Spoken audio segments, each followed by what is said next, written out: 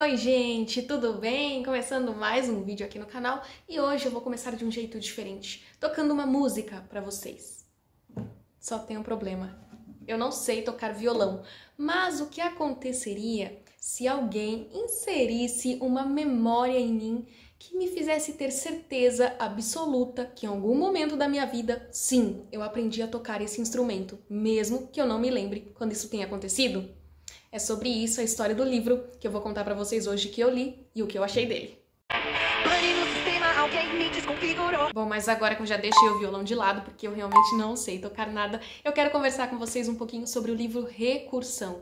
Gente, sabe quando você faz uma leitura e as páginas ficam com você mesmo depois que você termina ele?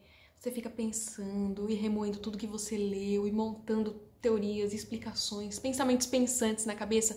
É isso que esse livro vai fazer com você. E assim, eu já vou dizendo que não foi um favorito, mas foi um livro sim que eu dei ali 5 estrelas, porque eu achei muito bom. Por um detalhe ou outro eu não favoritei, mas acho que é uma ótima opção para quem não tem muito o hábito de ler ficção científica e gostaria de ler mais sobre esse gênero.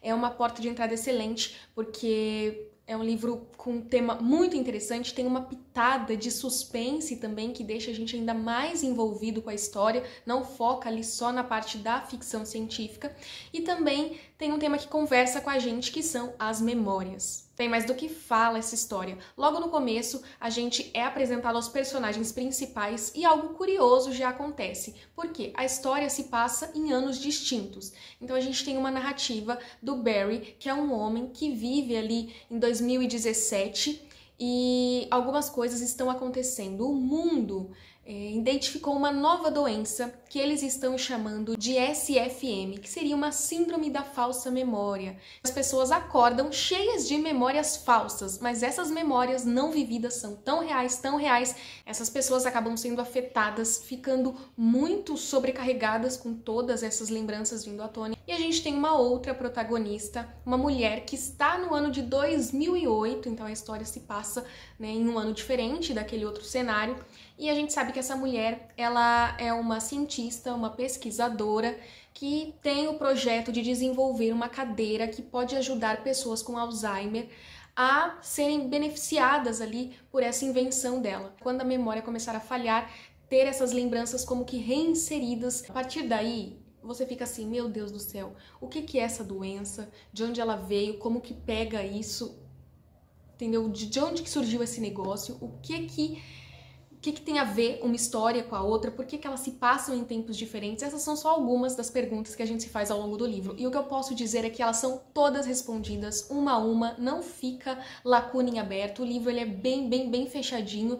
E por que eu fiquei pensando tanto nesse livro? Porque ele mostra de maneira muito clara, muito bem abordada, o poder da nossa mente e o quanto as nossas lembranças são primordiais. Inclusive, eu fui pesquisar o que significava a palavra recursão. Tem até uma fórmula para se chegar ali na recursão, matemáticos usam ela, mas tentando explicar ali mais ou menos com base no que eu entendi, seria um ciclo, algo que se repete vez após outra, continuamente. Ele traz explicações científicas sobre a memória, mas de uma maneira muito fácil de entender. Então, uma coisa que o autor traz desse livro e que vai ficar ali, ó, martelando na mente, pelo menos ficou na minha, é a explicação do que é a nossa memória. Você já parou para pensar o que é a sua memória? O que é real e o que é inventado?